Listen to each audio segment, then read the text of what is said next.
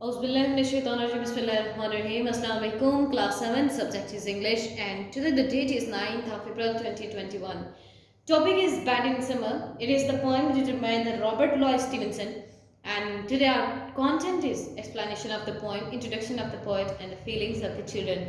हम इस पोइम में आज के लेसन में पोइम की एक्सप्लेनेशन पढ़ेंगे, पोइट का इंट्रोडक्शन पढ़ेंगे और इसके अलावा देखेंगे कि चिल्ड्रंस की क्या क्या फीलिंग्स हैं समर के हवाले से।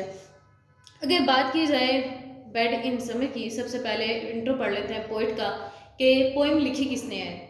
The poem is gleaned by the magical pen of Robert Louis Stevenson. Robert Louis Stevenson ने ये पोइम लिखी है और रॉबर्ट लॉय स्टीवनसन जो था वो स्कॉटिश पोइट था और लास्ट 19th सेंचुरी में इसका वजूद पाया जाता है।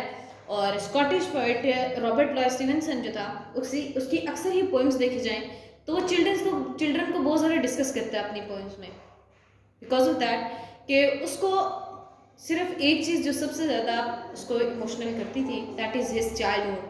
वो अपने चाइल्डहुड बचपन को फिर से पाना चाहता था, उसमें वापस जाना चाहता था, जिसकी वजह से वो बहुत ज़्यादा कोशिश करता था कि वो जो ज़्यादातर पोइम्स लिखे वो चिल्ड्रन की फीलिंग्स को डिस्क्राइब करे। Same here in the poem वो कहना क्या चाहता है, the main idea of the poem is the seasonal effect on the childrens life. अगर देखा जाए तो पोइम में जो ज़्यादातर उसने डिस्क्रिप्शन दी है वो सीजनल इफेक्ट को शो करना चाह रहा है कि बच्चों पे सीजन का इफेक्ट किस तरह होता है, बच्चे किस सीजन को किस तरह लेते हैं, किस तरह एंजॉय करते हैं, etcetera etcetera. The poet wants to tell us that he can't enjoy the beauty of nature because the sun rises late in winter and sets early। Poem में वो बताना ये चाह रहा है कि वो नेचर की जो ब्यूटी है विंटर में वो इसको इंजॉय इसलिए नहीं कर पाता कि सन एक तो लेट निकलता है और दूसरा जल्दी ग्रूव हो जाता है। आपने इसे देखा होगा कि जब विंटर सीजन आता है तो हम सुबह तकरीबन अभी 6 बजे का टाइम होता है या कह लें कि 6:15 का टाइम होता है या इससे पीछे थोड़ा सा चले जाएं तो हम तब गेटअप हो रहे होते हैं स्कूल के लिए, हम रेडी हो रहे होते हैं, हमारी फ्रेंड्स हमारे घर के सामने खड़ी होती हैं, एक्स्ट्रा एक्स्ट्रा। तो सेम एज दैट वो भी कह रहा है कि सर्दी में सूरज अभी निकला नहीं होता, हम अपने कामों पे चले जाते हैं, अपनी ड्यूटीज़ पे चले जाते हैं, अपनी ड्यूटीज़ परफॉर्म करना शुरू कर देते हैं। और अब इसके बरक्स देखा जाए तो सूरज गुरूब भी जल्दी हो जाता है, सेट भी जल्दी हो जाता है, जिसकी वजह से उसे भरपूर तरीके से टाइम मिलता ही नहीं कि वो इंजॉय कर सके। On the other hand, the sun rises early in the summer and sets late। लेकिन अगर दूसरी तरफ देखा जाए तो पोइट जो है वो वो बताना चाह रहे हैं कि समर में सन अर्ली राइज करता है और लेट सेट करता है। And being a child he has to follow some restriction and certain rules. कहते हैं बच्चा होते हुए मैं चूँकि एक बच्चा हूँ तो कुछ मुझे ना रूल्स एंड रिस्ट्रिक्शंस फॉलो करना पड़ती हैं। फॉर एग्जाम्पल अगर विंटर सीजन है तो विंटर में मुझे कुछ रिस्ट्रिक्शंस फॉलो करना पड़ती हैं, मैं उन रिस्ट्रिक्शंस के अंदर मुझे रह के जीना पड़ता है। फॉर एग्जांपल विंटर में मुझे बाहर नहीं निकलना, मुझे सर्दी लग जाएगी, मुझे सॉक्स पहनने हैं, मुझे हैट पहननी है, एक्सेट्रा एक्सेट्रा। लेकिन अगर मैं इसके बरक्स अगर मैं गर्मी को देखूँ, समर सीज़न को देखूँ तो समर सीज़न मेरे लिए एक बहुत अच्छा सीज़न है जो मेरे लिए खुशाइन है, यानी कि मैं अपनी मर्ज़ी से घूम फिर सकता हूँ, मैं अपनी मर्ज़ी से बाहर निकल सकता हूँ, मुझे इतनी जल्दी उठना भी नहीं पड़ता। जब मैं उठता हूँ तो सूरज निकल चुका होता है और मुझे इर्द गिर्द की ब्यूटी देखने का मौका मिल जाता है। और जब मैं घर वापस आता हूँ तो अभी तक सूरज ग्रूप नहीं हुआ होता, सेट नहीं होता, जिसकी वजह से मेरे पास काफ़ी टाइम होता है कि मैं बाहर निकल सकूँ और नेचर की ब्यूटी का एंजॉय कर सकूँ। In fact, he expresses his feelings of sorrow because he finds it unfair to get up and sleep too early in the summer। Actually वो अपनी चाइल्डहुड एक्सपीरियंस जो था वो आपके साथ शेयर करना चाह रहा है, वो अपनी सारों की फीलिंग्स शो करना चाह रहा है, आपको बताना ये चाह रहा है कि उसको ये अनफेयर लगता है कि एक तो